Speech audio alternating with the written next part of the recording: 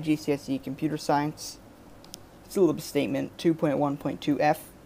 Understand and use standard flowchart symbols to represent pseudocode statements, commands, and structures. So there are quite a few flowchart symbols that we have to know.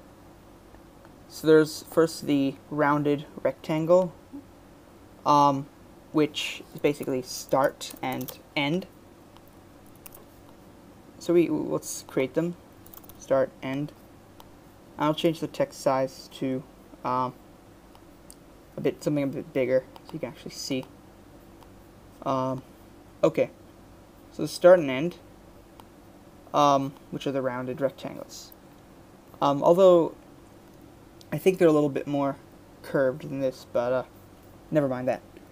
Okay, the next thing you need to know is input and output, which is this symbol. For example, input num and output average. I'd actually capitalize this.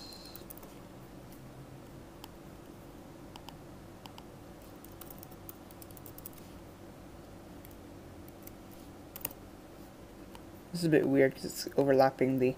Wait, I'll just make it bigger. Okay. Right, so those are the input, that's the input and output symbol.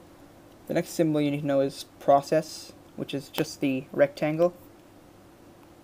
And it works kind of like this. So we could say total equals total plus num. Something like that. Or like average equals total divided by 10. But we'll add that later. And the final symbol that you need to know is the rhombus, diamond, whatever, diamond. And this is for decision making. So is, say, is count equal to 1?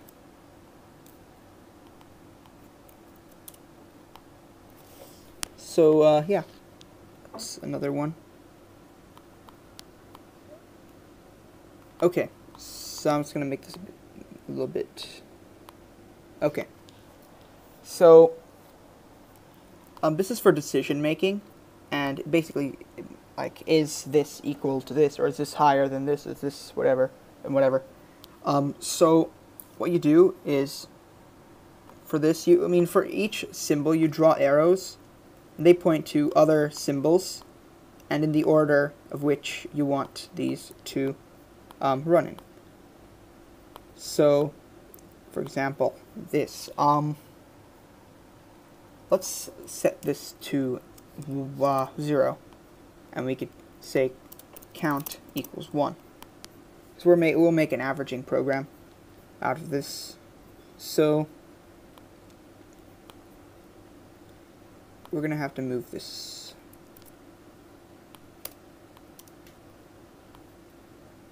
So yeah, hopefully you now know the symbols. We'll just build from there.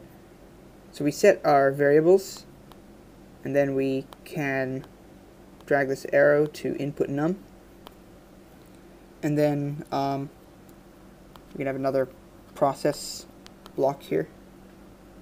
Little square. I'll just make sure it's that size, and then we can move it somewhere here. I might need to move this down a bit to make sure there's space. Hopefully there will be space. We can also make use of this if we need to. Input num. We can have total equals total plus num. And we're using double equals to compare, because we're already using equals to assign. So is count equal to 1? Well, we need to have a count equals count plus 1. Should we have it like that? Yeah, that's good. That's good. Is count equal to 11? Change that to 11. And then we have an arrow here. We drag I'm just trying to figure this out. This thing is weird. Hang on. No, that's not what I want to do. It's not what I want to do. Yeah, that's what I want to do. Okay. Let's drag this a bit. Like, no, not like that. Down a bit. Okay. We just drag it here. No, we don't want to drag it there. It's so annoying. Okay, let's drag it here. Yeah. Okay, there we go. Alright, so we'll drag it here. And then we'll drag this here. And we'll drag this here. And there's our flowchart, pretty much. No, not quite. We need one more. Let me just get rid of that. And oh yeah, we can scroll down. Of course we can. And then we have another rectangle. And this will be used to calculate our average. Average equals total divided by 10.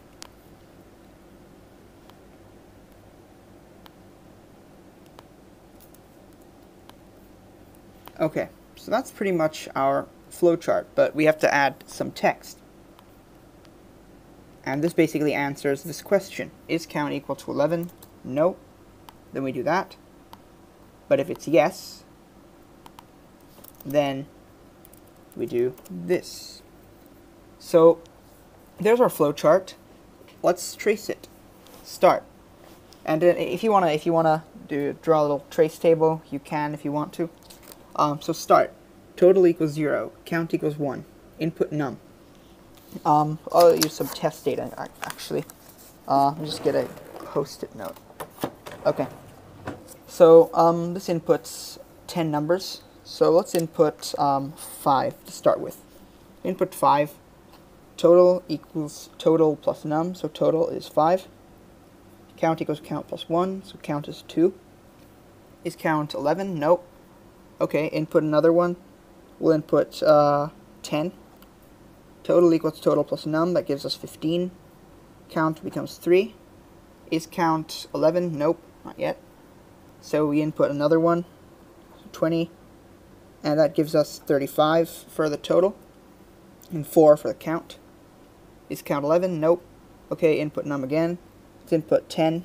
That gives us 45. And count becomes 5. Is count 11? Nope. And yeah, we can keep going with this. Let's input 15. So then it becomes 60, 6, and then 20, 80, 7, 5, 85, 8, 5, 90, 9, and then input our second last one. We just input 10, gives us 100, that becomes 10. Is count 11? Let me just double check that. 1, 2, 3, 4, 5, 6, 7, 8, 9. Yeah, we need one more. So the final one, we'll input, let's input 100. Input 100, so the total becomes 200. Count becomes 11. Is count 11? Yes, finally. Average equals total divided by 10. 200 divided by 10 gives us 20. Is that right? Yeah, 20. So output 20. So sorry that I didn't actually draw a trace table on the screen. I was sort of writing it on a post-it note. But if you want to give this flowchart a try, tracing it, it'd be good practice for the exam. So yeah, that's pretty much it. It's creating a flowchart in a nutshell. You could try different algorithms. You could try converting pseudocode into a flowchart, or a flowchart into a pseudocode. So yeah, just play around with it. If you like using flowcharts, you can use them. If you don't, then you don't have to use them. I prefer pseudocode because it's smaller, and I'm terrible at drawing. So yeah, that's it.